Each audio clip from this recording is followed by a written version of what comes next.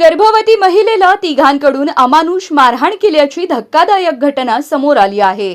4 महिन्यांची गर्भवती असलेल्या या महिलेला पोटात लाथ मारल्याने तिची प्रकृती बिघडली असून तिला तातडीने रुग्णालयात दाखल करण्यात आला आहे। या प्रकरणी गुन्हा नोंदविण्यात आला आहे। ही घटना अक्कलकोट तालुक्यात घडली। फिर्यादी महिला आपल्या कुटुंबासह शेतीवर उदरनिर्वाह करते।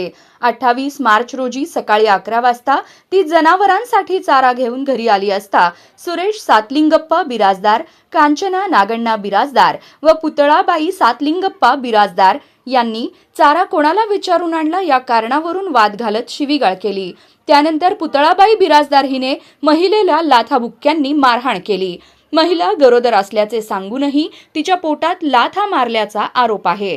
कांचन बिराजदार हिने काठीने पायावर मारहाण केली तर सुरेश बिराजदार याने साडी फाडून विनयभंग केल्याचं तक्रारीत नमूद आहे। घटनेनंतर महिलेला प्रथम ग्रामीण रुग्णालयात नंतर सोलापूरच्या शासकीय रुग्णालयात हलविण्यात आलं आहे।